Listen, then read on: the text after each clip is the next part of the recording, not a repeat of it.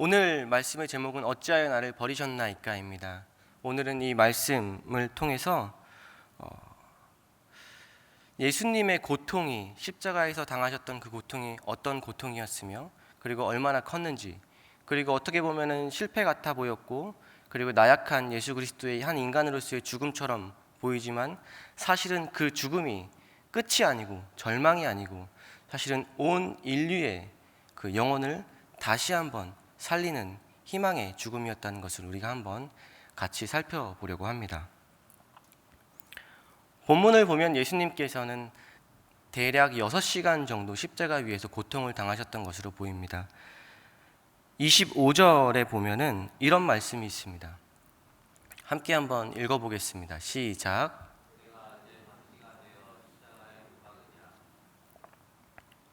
제3시가 되어 예수님께서는 십자가에 못 박히셨다고 기록되어 있습니다. 당시 유대인들이 계산했던 시간 계산법을 따라 본다면 제3시는 오늘 우리가 계산하는 시간 방법을 볼 때 오전 9시 정도가 됩니다. 죄송합니다. 오전 9시 정도가 됩니다. 예수 그리스도께서는 오전 9시 즈음에 십자가에 달리셨고, 정오가 될 때까지 지나가는 군인들과 그리고 대제사장과 서기관들에 의해서 모욕과 조롱을 당했습니다. 그리고 정오부터 말씀을 보면은 어두움이 짙게 드리우기 시작했다고 합니다. 당시의 문학적 표현을 빌려서 본다면 어두움이라는 것은 심판을 의미합니다. 그렇다면은 오늘 본문에서 얘기하는 9시부터 어두움, 정오부터 어두움이 임했다는 것은 이제 곧 예수님에 대한 심판이 시작이 되고 예수님의 죽음이 임박했다는 것을 알려주는 것입니다. 정오부터 오후 3시까지 짙은 어둠 속에서 예수 그리스도는 침묵을 하고 계셨습니다. 그리고 마지막 오후 3시쯤이 될 때에서야 비로소 예수 그리스도께서는 그 긴 침묵을 깨시고 한마디를 외치십니다. 그 외침은 바로 이것입니다. 엘리 엘리 라마 사박다니입니다. 마태와 마가는 예수님의 외침을 이해하지 못할 이방인 독자들을 위해서 이 아람어 말씀을 친절하게 번역을 해줍니다. 그 뜻은 이겁니다. 나의 하나님, 나의 하나님, 어찌하여 나를 버리셨나이까? 라는 뜻입니다. 사실 엘리 엘리 라마 사박다니라는 예수님의 외침은 시편 22편 1절에서 가져온 아람어 말씀입니다. 우리 한번 띄워주시면은 같이 한번 읽어보겠습니다. 네, 시작. 내 하나님이여, 내 하나님이여, 어찌 나를 버리셨나이까? 어찌 나를 멀리하여 돕지 아니하시오며 내 신음소리를 듣지 아니하시나이까? 심판의 순간이 다가오자 죽음을 직감한 예수님은 하나님 아버지 앞에서 자신의 고통을 어찌하여 나를 버리시나이까? 라는 부르짖음으로 표현합니다. 이 고통은 아마 우리가 지금 현재를 살아가는 우리는 상상할 수 없을 것입니다. 이 고통이 얼마나 컸던지 종교개혁자 칼빈은 이 장면을 두고 이렇게 이야기합니다. 예수님이 죄인이라 낙인 찍히고 버림받은 자의 울부짖음을 자신의 영혼에 담았다라고 이야기합니다. 잘 이해가 한 번에 안 되시죠? 자, 이 말은 죄가 없는 하나님의 아들이 죄인이라고 낙인 찍힌 버림받은 죄인들의 고통을 자신의 영혼에 담았다라는 이야기입니다. 즉 간단하게 이야기하면은 죄가 없는 분이 우리 때문에 우리의 죄를 대속하기 위해서 우리의 죄를 짊어지고 진노의 잔을 마셨다라는 이야기입니다. 그래서 어떤 학자는 이 부분에 대해서 예수님의 고통에 대해 이렇게 해석합니다. 예수님이 느낀 고통은 십자가에서 당한 육체적인 고통도 크겠지만 그것보다 더 큰 고통은 죄인의 대표로서 죄와 관련이 있는 그 구원자가 됨으로써 죄를 대속해야 되는 죄인의 대표로서 거룩하신 하나님 아버지와의 관계가 단절됨으로 오는 고통이 더 컸을 것이다 라고 이야기합니다. 즉 육체의 고통보다는 관계의 단절에서 오는 아버지와 아들의 관계의 단절에서 오는 영혼의 고통이 더 컸을 거라고 이야기하는 겁니다. 우리가 여기서 분명히 알 수 있는 한 가지가 있습니다.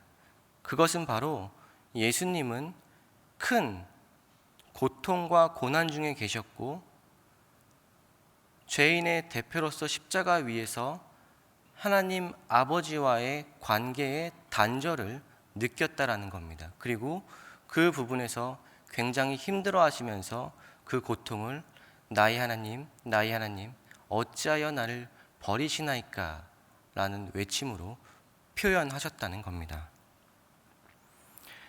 예수님은 제자들로부터 버림을 받았고 가룟 유다와 유대인들 그리고 빌라도와 그리고 그 외에 많은 사람들로부터 외면을 당했습니다. 그리고 십자가 위에서 아버지께 부르짖었지만 하나님 아버지는 예수 그리스도에게 어떤 대답도 하지 않았습니다. 하나님은 예수님에 대해서 예수님의 외침에 대해서 귀를 닫으셨고 그리고 예수님의 고통은 시간이 지나도 줄지 않았습니다. 이 모든 상황은 죄를 대속하는 예수님에 대한 하나님의 분노를 입증하는 것만 같았습니다. 예수님의 시선에서 볼 때 예수님에 대한 어떤 희망도 구원에 대한 징조도 발견할 수 없는 상황이었습니다. 그 시간 그 장소에는 예수님이 하나님의 아들이기에 큰 사랑을 받는다는 하늘의 음성도 없었고 성령의 역사와 임재를 뜻하는 비둘기의 함께함도 없었습니다. 예수님을 도우며 수종을 드는 천사들도 없었고 예수님의 말씀을 통해서 병나음을 입어서 감사하다고 그렇게 예수님을 따르던 사람들도 그 자리에는 없었습니다. 이렇게 예수 그리스도께서 처한 상황을 살펴본다면 모든 것이 끝났고 더 이상 기댈 곳도 없고 예수 그리스도에게는 더 이상 희망이라는 단어를 찾아볼 수 없는 그런 상황에 놓여 있는 것만 같습니다. 예수님의 죽음은 절망과 실패로 끝난 것만 같아 보입니다. 그러나 여러분, 예수님께서 우리의 죄를 대속하기 위해서 십자가에 달려 죽으신 것이 정말 절망이고 실패입니까? 아니죠. 예수님은 하나님의 아들입니다. 그렇죠? 아버지와 아들의 관계가 단절될 수 있습니까? 결코 단절될 수 없습니다. 그럼에도 불구하고 예수 그리스도께서는 십자가 위에서 왜 나를 버리시나이까 라는 단절된 고통을 느끼셨습니다. 그러나 여기서 이렇게 끝이 나면은 정말 절망적이겠지만 본문의 말씀은 그렇게 끝나지 않습니다. 여기서 우리가 한 가지 눈여겨봐야 할 것은 하나님을 표현하는, 하나님을 칭하는 예수 그리스도의 표현입니다. 예수님은 하나님 아버지의 아들입니다. 예수님은 하나님을 아버지라고 불렀고 그리고 복음서에서도 예수님은 하나님의 아들로 일관되게 기록이 됩니다. 예수님과 하나님의 관계를 가장 잘 나타내주는 성경 구절을 한번 우리가 읽어보겠습니다. 누가복음 3장 21절부터 22절입니다. 한 절씩 한번 읽겠습니다. 제가 먼저 읽습니다. 백성이 다 침례를 받을새 예수도 침례를 받으시고 기도하실 때에 하늘이 열리며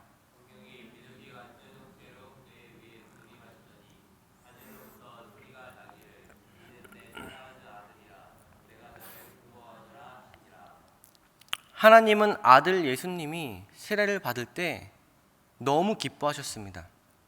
그래서 너는 내가 사랑하는 아들이라고 선포하셨고 그 음성을 거기에 있는 모든 사람들에게 들려주었습니다.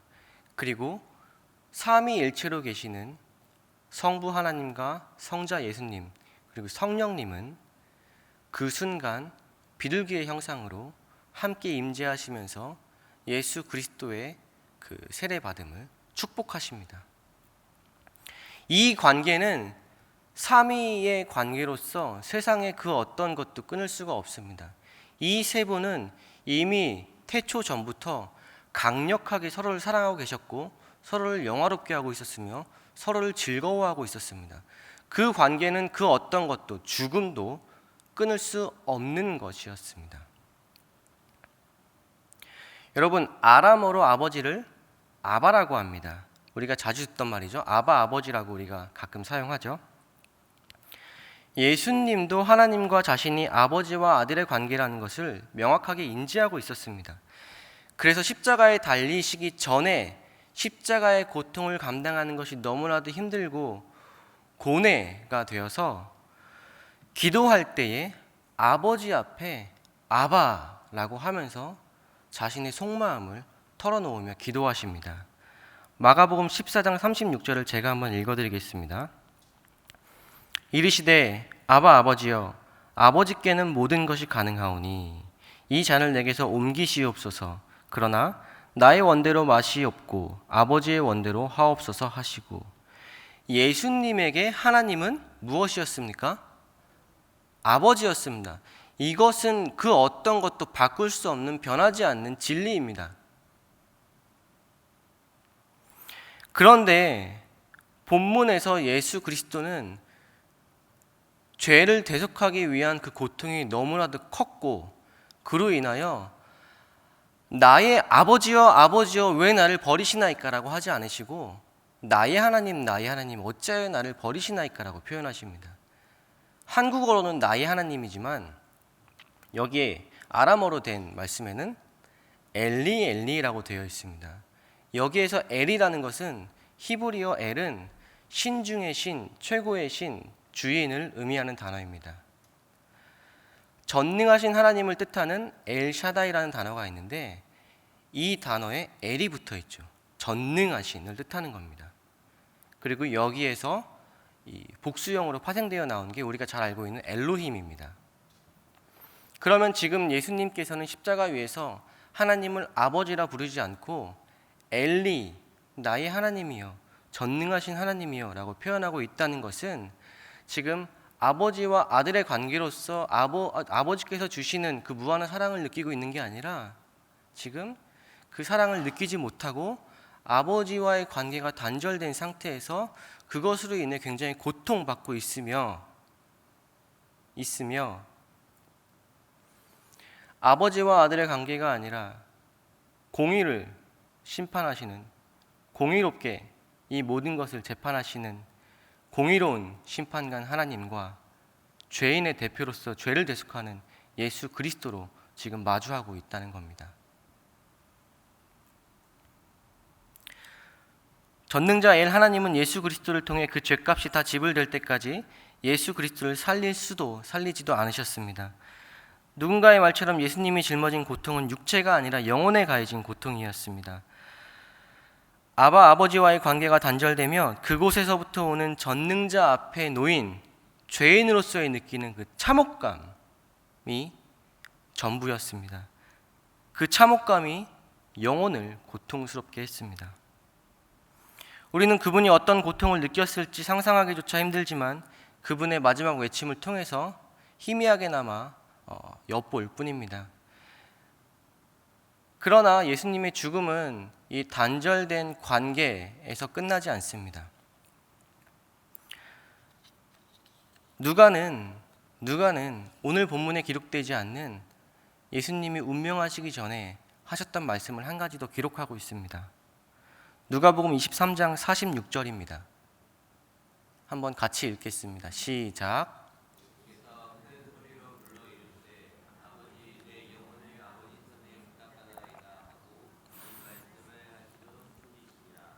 아버지여, 내 영혼을 아버지 손에 부탁하나이다 라고 되어 있습니다.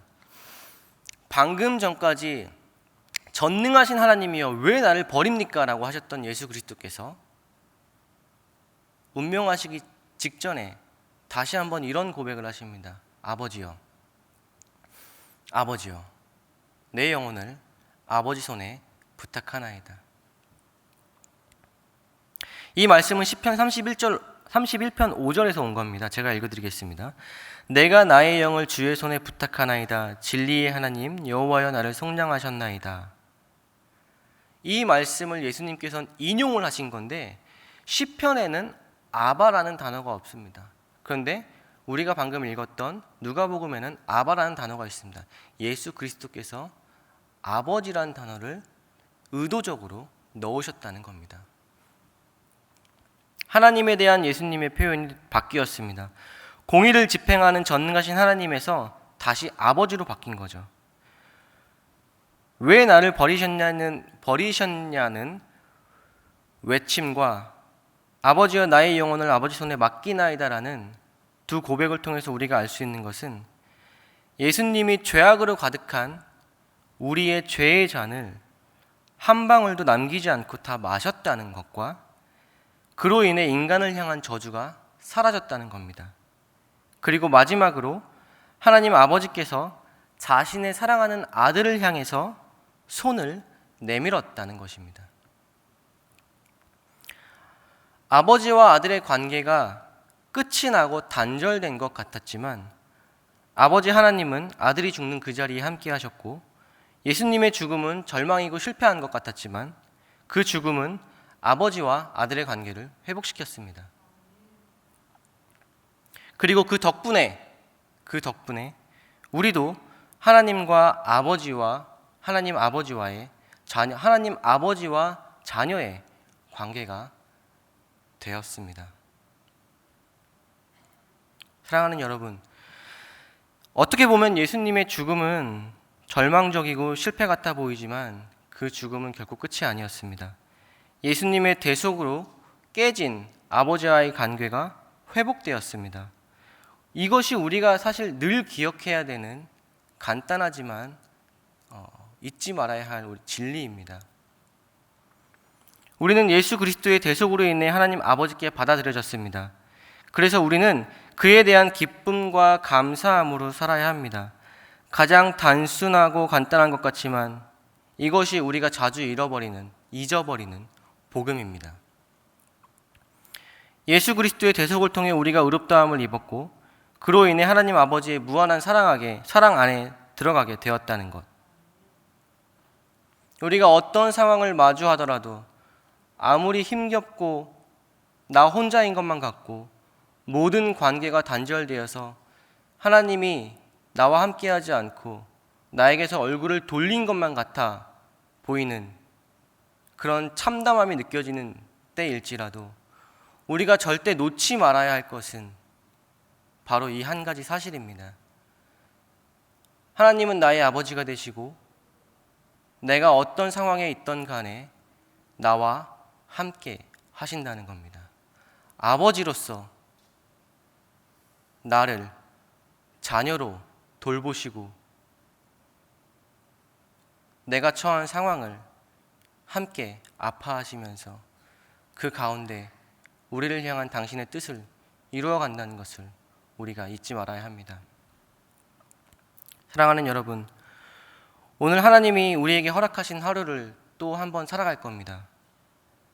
오늘 우리가 마주하는 상황이 어떠하든 그 시간과 장소가 어떻든 간에 아버지로서 함께하는 그 하나님을 기억하고 아버지에게 용납되었고 우리가 사랑받고 있음을 삶으로 느끼고 또한 행동으로 반응하는 귀한 하루를 살아가시기를 간절히 축복합니다. 같이 한번 기도하겠습니다. 오늘 들은 말씀을 가지고 같이 한번 기도하고 또 우리가 아버지 앞에 가지고 나온 기도 제목들이 있습니다. 간절한 마음으로 주님께 올려드리면서 주여 도와주시옵소서, 은혜를 내려주시옵소서 라고 같이 한번 기도하겠습니다. 참 거룩하고 좋으신 하나님 아버지의 은혜를 구하며 나아갑니다. 하나님, 눈에 보이는 것들